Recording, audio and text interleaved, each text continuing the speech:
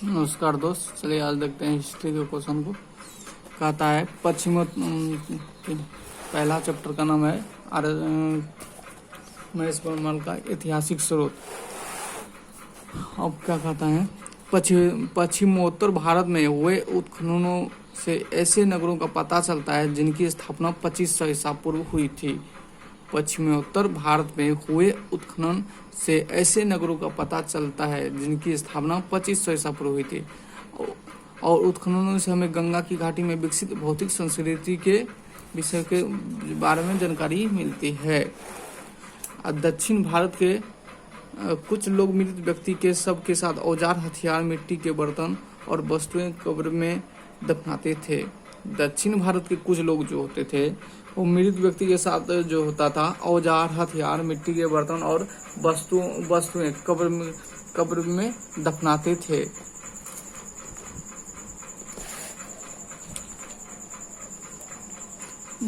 इसके ऊपर एक घेरे में बड़े बड़े पत्थर खड़े कर दिए जाते थे कब्र के ऊपर। ऐसे स्मारकों को महापाषाण या मेगालिथ कहते हैं। किसी प्राचीन वस्तु में विद्यमान C14 में आयु कमी को मापकर उसकी समय का निर्धारण किया जाता है। अन्य किसी वस्तु की जो वो आयु जो पहचानते हैं वो C14 से पहचानते हैं। रेडियो कार्बन डेटिंग एक ऐसी विधि है जिसके द्वारा हम यह पता लगाया जा सकता है कोई वस्तु किस काल से संबंधित है। रेडियो कार्बन यानी C14 कार्बन का रेडियोधर्मी रेडियो एक्टिव समस्थानिक है जो सजीव वस्तुओं के विद्यमान होती है। रेडियो कार्बन डेटिंग विधि से यह पता चलता है कि राजस्थान और कश्मीर में कृषि का प्रचलन 7000 से 6000 ईसा पूर्व भी था। किससे पता चलता है ये राजस्थान और कश्मीर में कृषि का प्रचलन 7000 से 6000 ईसा पूर्व में था? तो रेडियो कार्बन डेटिंग से पता चलता है।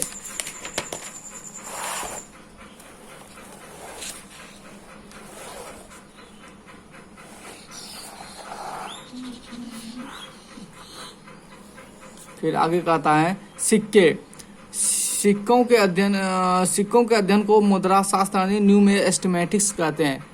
न्यूमेस्टिमेटिक्स मतलब होता है मुद्रा शास्त्र। सिक्कों के अध्ययन को मुद्रा शास्त्र या न्यूमेस्टिमेटिक्स कहते हैं। प्राचीन काल में अधिकांश मोहरें धातुओं की बनाई जाती थी। प्राचीन काल में अधिकांश मोहर किसकी बनाई जाती थी? धातुओं की।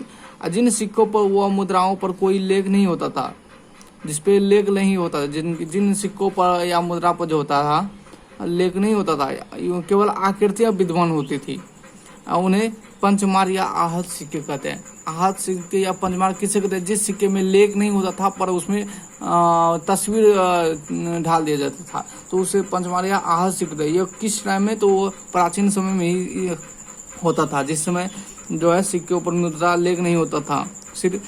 और प्राचीन काल में अधिकांश मुहरे जो है धातुओं के बनाए जाते थे। अधिकांश सांचे जो है कुषाण काल के अर्थात ईसा आरंभ 3 शताब्दी से संबंधित है। सिक्कों पर लेख और तिथियां उत्कृत करने की परंपरा सबसे यूनानी शासकों ने प्रारंभ किया। सिक्कों पर जो लेख लिखने का काम किसने शुरू किया? यूनानी लोगों ने किया था। सिक्कों पर सर्वप्रथम लेख लिखने का काम किसने किया था? यूनानी लोगों ने किया था। सिक्कों पर लेख लिखने का सर्वप्रथम काम किसने? यूनानी लोगों ने किया था। भारत में सर्वाधिक सिक्के मौर्योत्तर काल में मिले हैं। सर्वाधिक सिक्के कहाँ मिले हैं? मौर्योत्तर काल में, जो विशेषतः शीशे, पोटीन, तांबे, कांसे, चांदी और सोने से निर्मित है। गुप्त शासकों ने सबसे अधिक सोने के सिक्के जारी किए थे। सोने के सिक्के सबसे अधिक जारी किए हैं गुप्त शासकों ने, जबकि सर्वाधिक शुद्ध सोने के सिक्के कुषाण शासकों ने प्रचलित किए थे। गुप्त शासक जो सर्वाधिक सोना सिक्का जारी किया था पर वो अशुद्ध था, लेकिन शुद्ध सिक्का जो जारी किया था वो कुषाण शासकों ने जारी किया था। सातवाहन शासकों ने सबसे अधिक शीशे के सिक्के जारी किए। शीशा का सिक्का किसने जारी? सातवाहन शासकों ने। अभिलेख सिक्कों के अत्यधिक महत्वपूर्ण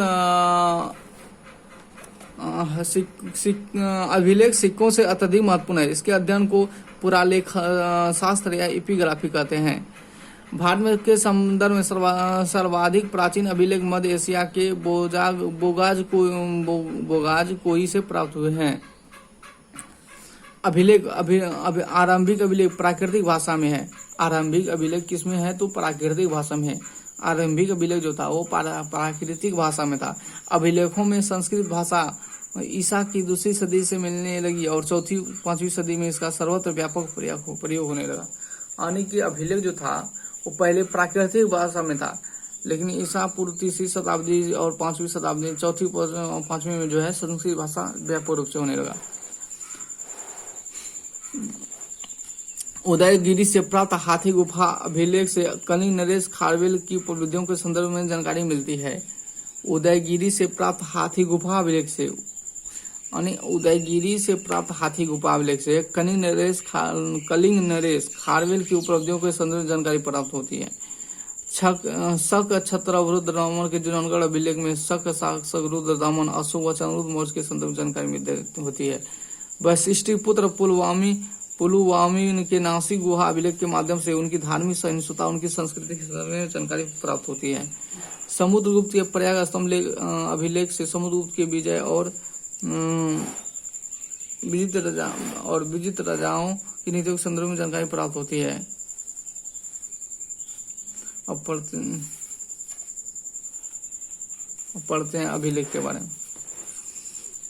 प्रमुख अभिलेख और शासक जो है हाथी गुफा अभिलेख कलिंग नरेश खारवेल, एहोल अभिलेख पुलकेशिन द्वितीय, नासिक अभिलेख गौतमी बलश्री, जूनागढ़ अभिलेख दुर्दामन, प्रयाग स्तंभ समुद्रगुप्त, मंदसौर मारवाल नरेश जसु बर्मन, ग्वालियर अभिलेख प्रतिहार नरेश भोज, ग्वालियर अभिलेख प्रतिहार नरेश भोज, देवपाड़ा अभिलेख बंगाल शासक विजय सेन, देवपाड़ा अभिलेख का शासक कौन है? बंगाल शासक विजय सेन है। भीतरी और जूनागढ़ अभिलेख का स्कंदगुप्त, भीतरी और जूनागढ़ स्कंदगुप्त है। सबसे पुराने अभिलेख जो है हड़प्पा संस्कृति के मोहरों पर मिलते हैं, ये 2500 ईसा पूर्व के हैं।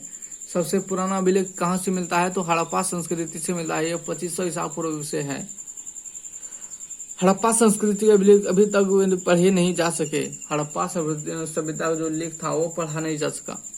ये प्रभाव चित्रात्मक लिपि से में लिखे गए थे।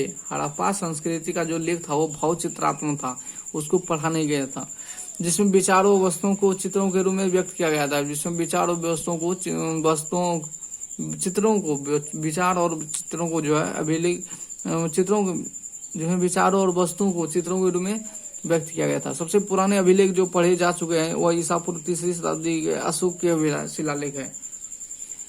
सबसे पुराना अभिलेख जो पढ़ा जा चुका है अशोक का शिलालेख है। अशोक के शिलालेखों को पढ़ने में सर्वप्रथम सन 1800 जेम्स पिलिसी को सफलता मिली थी। अशोक का अभिलेख पढ़ने में किसको सफलता मिली? अब जेम्स पिलिसी को 1837 में अशोक का अभिलेख पढ़ने में सबसे